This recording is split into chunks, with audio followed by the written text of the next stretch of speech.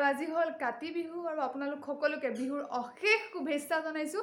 আশা কৰোঁ তুলসীৰ তলত জ্বলা কাতি বিহুৰ নামত এই চাকিগছিয়ে আপোনালোকৰ জীৱনলৈ পোহৰ আনক আৰু যি সমস্যা আছে সেইবিলাক আঁতৰ কৰক তাৰে কামনা কৰিছোঁ। আৰু আজি ভিডিঅ'টো শেষলৈ চাই থাকিব। ভিডিঅ'টো শেষত এটা ইণ্টাৰেষ্টিং পাৰ্ট ভাবি থৈছোঁ আৰু আমাৰ গাঁৱত কেনেকৈ কাতি বিহু উদযাপন কৰা হয়, কি কৰা হয়, সকলোখিনি আপোনালোকক অলপ দেখুৱাম মই। তেনেহ'লে ভিডিঅ'টো শেষলৈ চাই থাকক। সেউজীয়াবোৰ সদায় সেউজীয়া হৈয়ে থাকক, আনক সকলোৰে মুখত এক হাঁহি। কঙালীৰ বাবেইটো ভোগালী কাদৰাৰ প্ৰস্তুতি এয়া চলিছে সকলোৰে।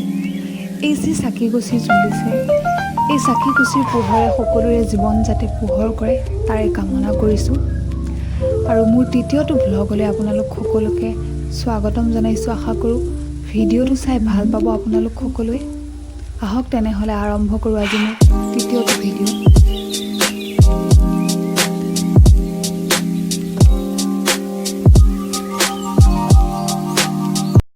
আৰু আমি এতিয়া যাম টেঙা খাবলৈ পথাৰলৈ, ঘৰৰ গোটেই সোপা যাম টেঙা খাবলৈ পথাৰলৈ। আৰু আপোনালোকেও ভিডিঅ'টো চাই থাকক। আৰু আমি টেঙা খাবৰ বাবে যি কলপাত হয় আৰু কলপাত লাগে চব লৈ লওঁ এতিয়া। তেনেহ'লে চাই থাকক ভিডিঅ'টো পিছলৈ।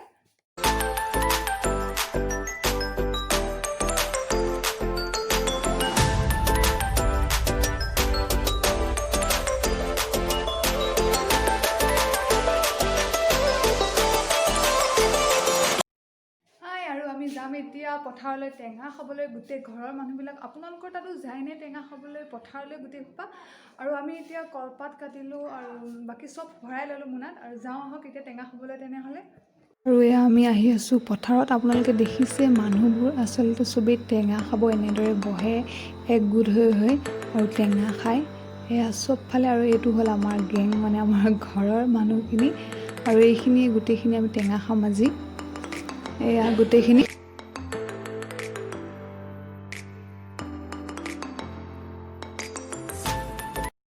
আৰু এতিয়া আছে এটা কম্পিটিশ্যন, বহুত চিক্ৰেট কম্পিটিশ্যন, মানে কেনেকুৱা বইজ ভাৰ্চেছ গাৰ্ল। আচলতে দুইটাই টেঙা কাটিব পাৰে, সিও পাৰে, যাৰ লগত মই ৰাজীৱ দাদাৰ লগত কম্পিটিশ্যন কৰিম।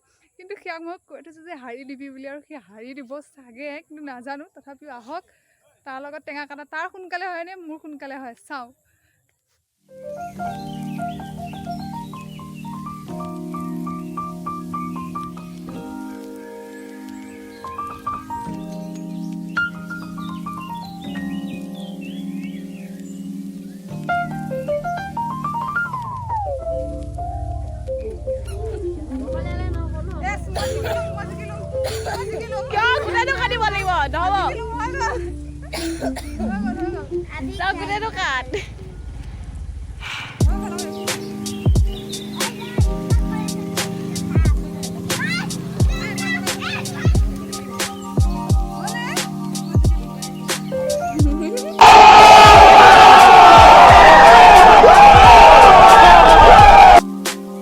আৰু টেঙা বাকলি কাটি হ'ল। টেঙাৰ বাকলি কাটি হোৱাৰ পিছত মোনা এটাত ভৰাই লোৱা হৈছে যাতে পথাৰত সিঁচি দিব পাৰে টেঙাৰ বাকলিবোৰ।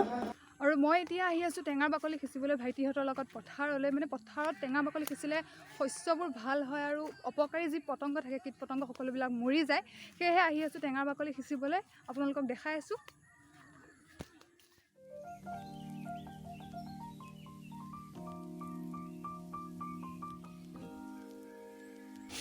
আৰু এয়া পথাৰত সিঁচি আছে ভাইটিয়ে ৰবাব টেঙাৰ বাকলি, যাতে ধানবোৰ ভাল হয় ইয়াৰ।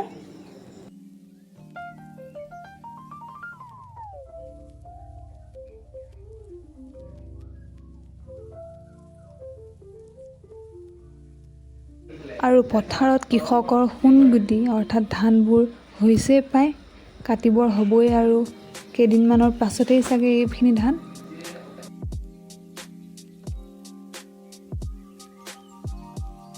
আৰু আনফালে টেঙা সানি কৰি ৰেডি। কাৰ কাৰ লোভ লাগিছে টেঙা খাবলৈ কমেণ্ট কৰি জনাব। আৰু চাগে সকলোৱে খাইছেই কাতি বিহুত, কাৰণ টেঙা খায়েই। আমাৰো টেঙা ৰেডি আৰু আমি খাই লওঁ এতিয়া তেনেহ'লে টেঙাবোৰ।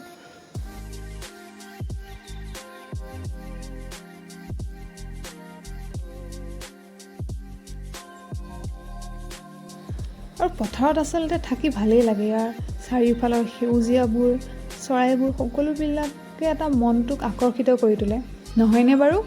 তেনেহ'লে চাই থাকক আৰু পিছলৈ মোৰ ভিডিঅ'টো। আৰু সন্ধিয়া হ'বৰ লাহে লাহে হৈছে আৰু টেঙা খাই গৈ আমি ঘৰত যাম, কাৰণ ঘৰতো চাকি বন্তি দিব লাগিব। আৰু সন্ধিয়া হোৱাৰ লগে লগে সকলোৰে ঘৰত তেলৰ চাকি অৰ্থাৎ বন্তি দিয়া দেখা যায়। আমাৰ ইয়াত সকলোৱে দিয়ে, সকলোৰে পদূলিয়ে পদূলিয়ে। চাওকচোন ৰাস্তাটো ইমান ধুনীয়া লাগিছে, বিনা ষ্ট্ৰীট লাইটেৰে গোটেই ৰাস্তাৰ আজি পোহৰ কৰি তোলে, যাতে এই আন্ধাৰ আঁতৰাই সকলোৰে ঘৰে ঘৰে পোহৰ আহক, তাৰেই সকলোৱে কামনা কৰে। আৰু সকলোৱে তুলসীৰ তলত বন্তি দিয়ে আৰু নৈবেদ্য দিয়ে, আৰু সৰু সৰু ল'ৰাবোৰে ইয়াত নাম গায়, প্ৰত্যেকৰ ঘৰে ঘৰে যায়। আৰু তুলসীৰ তলত মৃগপহু চৰে বুলি কোৱা হয় আজি, আৰু ৰামচন্দ্ৰই হৰধনু ধৰে বুলি কোৱা হয়। আৰু এয়াই হ'ল আমাৰ গাঁৱৰ আজি বিহুৰ পৰিৱেশ। আৰু মই দেখাব চেষ্টা কৰিলোঁ আজি আমাৰ গাঁৱত কেনেদৰে কাতি বিহু উদযাপন কৰা হয়। আপোনালোকে চালে দেখিলে ভিডিঅ'টো চাই যদিহে ভাল পালে তেনেহ'লে লাইক কৰিব, কমেণ্ট কৰিব আৰু চেনেলটো ছাবস্ক্ৰাইব কৰিব আৰু শ্বেয়াৰ কৰি দিব বুলি ভিডিঅ'টি আশা থাকিল। তেনেহ'লে আজিলৈ সামৰোঁ আৰু আপোনালোকক নেক্সট ভিডিঅ'ত আকৌ লগ পাই আছোঁ মই মোৰ চেনেলত। তেনেহ'লে আজিলৈ বাই।